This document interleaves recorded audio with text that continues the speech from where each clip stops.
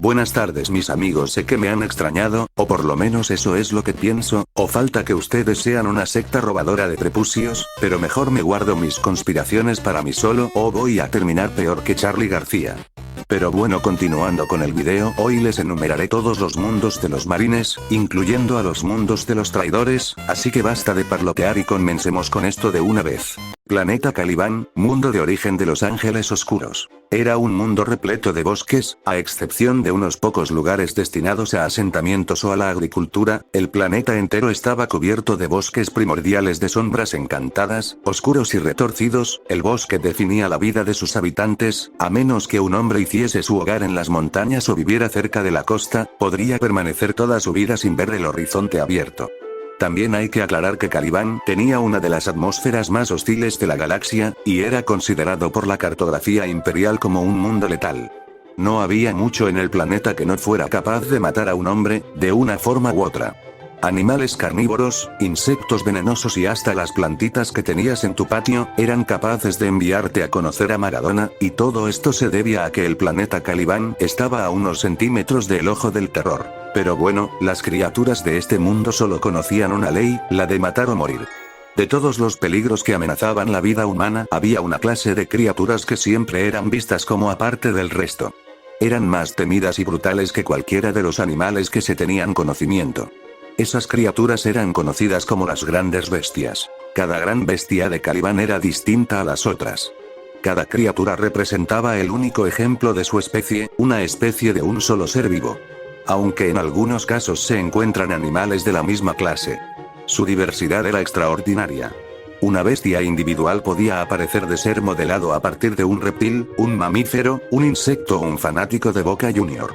Las grandes bestias gobernaban los bosques. La mayoría de las tradiciones que se habían desarrollado se basaban en la presencia de la bestia.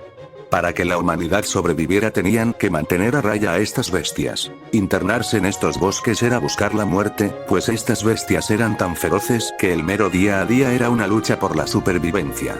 Los habitantes humanos de Caliban se veían forzados a vivir en enormes fortalezas situadas en claros ganados a los árboles espinosos. Se formaron órdenes de caballeros entre la nobleza para crear guerreros de habilidades y cualidades ejemplares, armados hacia los mejores estándares, y entrenados para proteger la sociedad humana contra las peores depredaciones de estos monstruos. Tuvieron una ayuda gracias a la persistencia de ciertas tradiciones de hacer armas y armaduras. La mayoría de la tecnología que los ancestros trajeron con ellos a Caliban había sido olvidada en su aislamiento, pero el conocimiento de cómo reparar y mantener pistolas Volter, espadas sierra y servoarmaduras que aumentaban la fuerza y el poder de un guerrero se habían preservado. Después de bastante tiempo llegaría a este mundo nuestro rubio preferido, así es Adro de Lionel Johnson, y después de varios eventos como Kwandon, Leon comenzó una campaña para exterminar a las grandes bestias, y otras cosas que no diré, porque si no este video se alargaría más de la cuenta. Después el emperador lo encontraría, vivirían miles de aventuras, después Horus comenzaría a pelearse por los terrenos, y al final Leon llegaría a su hogar para que al final lo recibiesen con un cálido abrazo de plomo y plasma, que resultó venir de su padre adoptivo porque lo había dejado cuidando el planeta mientras Leon se dedicaba a acumular logros provocando sus celos. Después de una batalla tan épica que provocó que se me levantase los pelos de los huevos, provocó que el planeta se fuese al carajo por tremenda onda expansiva provocada por Lionel Johnson y su viejo. Eso y porque los ángeles oscuros que estaban en órbita no paraban de bombardearlo. Actualmente Caliban o lo que queda de Caliban fue convertido en la roca, no esa roca, esta roca, siendo ahora la base móvil de los ángeles oscuros, y si se preguntan de dónde consiguen reclutas, pues los consiguen de cualquier mundo que se encuentren. Planeta Chemo, mundo de origen de los hijos del emperador. El planeta Chemos fue colonizado y utilizado como un mundo minero poco antes de la era de los conflictos, momento en el que quedó aislado de los sistemas vecinos al quedar imposibilitado el viaje a través del Inmaterium por las tormentas disformes que obligaron a los mundos colonizados por los humanos a luchar y sobrevivir por sí solos sin el apoyo de los sistemas estelares colonizados más cercanos. Gracias a estos factores, provocó que el mundo se convirtiese en África 2.0, porque literalmente casi no había para comer solo puros diamante y oro. Poco a poco, las ciudades de Chemos fueron cayendo en el abandono y la decadencia tras quedar aisladas de Terra. Sin recursos procedentes de otros mundos, miles y miles de personas murieron de hambre. Con el tiempo recayó sobre los hombros de unas cuantas factorías fortaleza el producir todos y cada uno de los recursos del planeta. Todo parecía perdido hasta que de la nada, unos mineros encontrarían al primarca Fulgrim, aunque al principio pensaron en cargarse al bebé, poco a poco se dieron cuenta que ese niño podía ser su única esperanza, así que decidieron criarlo.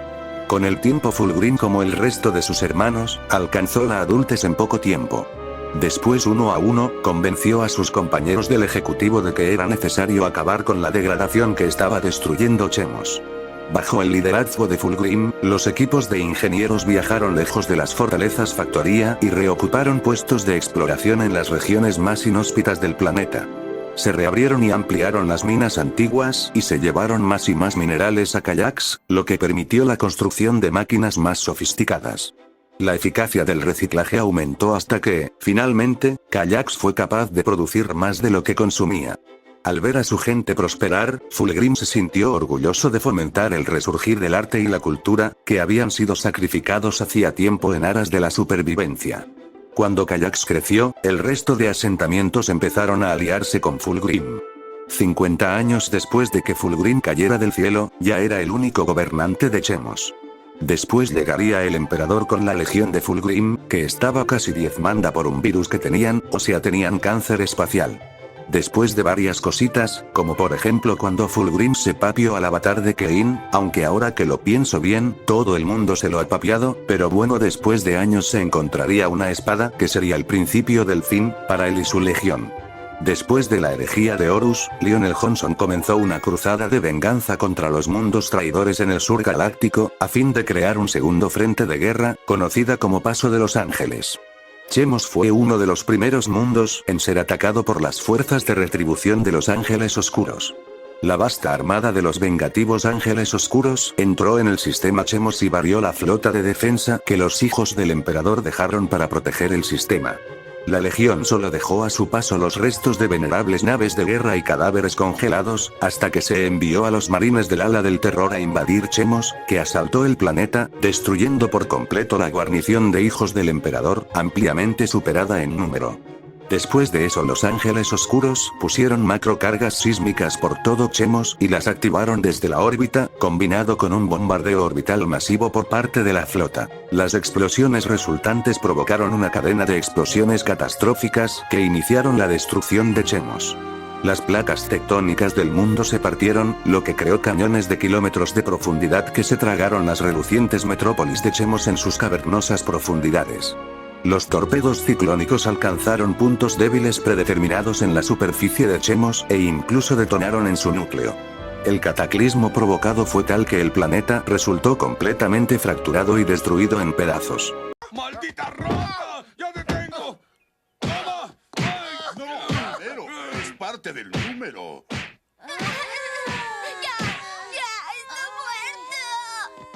¡Por favor, señor! ¡Ya no, suéltenme! ¿Y qué pasó con los hijos del emperador? Bueno, intentaron invadir el sistema de los Salamandras, pero les terminó saliendo muy mal, pero eso es historia para otro día. Planeta Medusa, hogar de los Manos de Hierro. El planeta Medusa es conocido por su pueblo. Duros e inmisericordes por naturaleza, los medusanos son una gente fiera y resistente que no se puede permitir la existencia de debilidades de ningún tipo entre sus filas. Aquellos demasiado débiles o enfermos para sobrevivir sin ayuda se dejan morir voluntariamente para que sus vidas no agoten los recursos existentes y pongan en riesgo a su familia y amigos. La gente se organiza en clanes nómadas, y aunque en los tiempos antiguos atravesaban el cambiante paisaje a pie o a lomos de fuertes bestias de carga, ahora viajan en vastas procesiones de vehículos destartalados del tamaño de fortalezas sobre orugas, cuyos miles de motores añaden su acreedor a la polución sulfurosa ya presente en la atmósfera. Los cielos de Medusa siempre están oscurecidos y ahogados por la ceniza volcánica, y sus tierras están arrasadas y yermas. Inmensas cadenas montañosas se alzan sobre las llanuras y los picos de los incontables volcanes son tan altos que penetran las negras nubes y las iluminan desde dentro como si fuesen portales al infierno. Los polos son frígidos y salvajes, y la Tierra de las Sombras es una región silenciosa salpicada de ruinas alienígenas de millones de años de antigüedad, las cuales algunos sabios imperiales creen que pudieron pertenecer a la antigua civilización Necrona. Después de unos años, llegaría al mundo de Medusa, el primarca Ferrus Malus. Ferrus no se uniría a la sociedad de su mundo, como muchos de sus hermanos hicieron. En vez de eso, buscó desafíos físicos, para hacerse más fuerte y resistente. Estas pruebas terminaron con su batalla contra Asirnot, la gran sierpe de plata, un constructo metálico necrón inmune al daño. Ferrus tuvo que ahogar a la criatura en el magma para matarla. La necrodermis fundida de la gran sierpe se fusionó con la carne de Ferrus, dándole las manos de auténtico metal viviente que más adelante elegiría su legión de marines espaciales como su propio nombre. Ferrus regresó entonces a las tribus de Medusa y comenzó a enseñarles cómo fabricar y emplear tecnología. Los clanes avanzaron a un ritmo impresionante y Medusa prosperó. Pero Ferrus procuró mantener la rivalidad y las luchas entre los clanes sin tomar jamás partido, pues veía que la competencia entre ellos era saludable y buena. Después llegaría el emperador, y Ferrus, a diferencia de sus hermanos, se mandaría un PvP contra el emperador. Obviamente lo hizo mierda, pero al final de la batalla, Ferrus le juraría lealtad al emperador.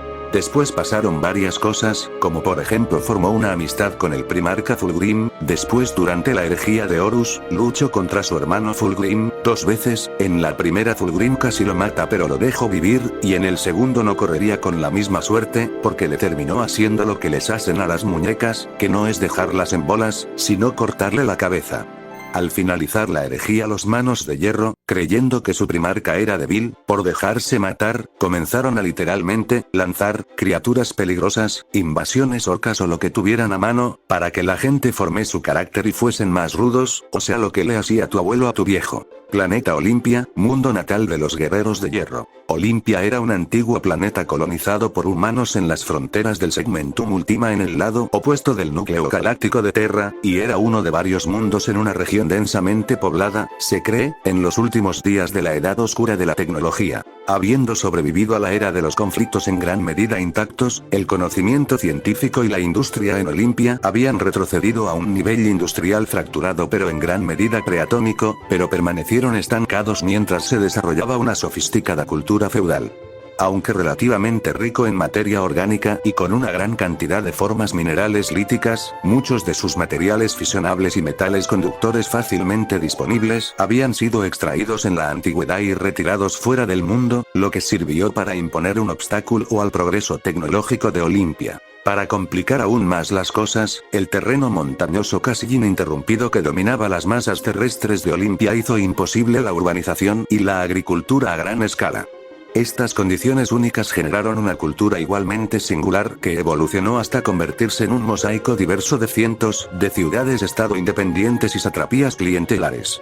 Estos dominaron y lucharon sin cesar por los valles montañosos más verdes, las mesetas más extensas y los valles más ricos en una red cambiante de poder y guerra. Una cultura secular, oportunista, entregada a la búsqueda de riqueza, seguridad y dominio. Las artes olímpicas de la guerra evolucionaron hacia un dominio sublime de la construcción de fortalezas, el arte del asedio y la mampostería de piedra.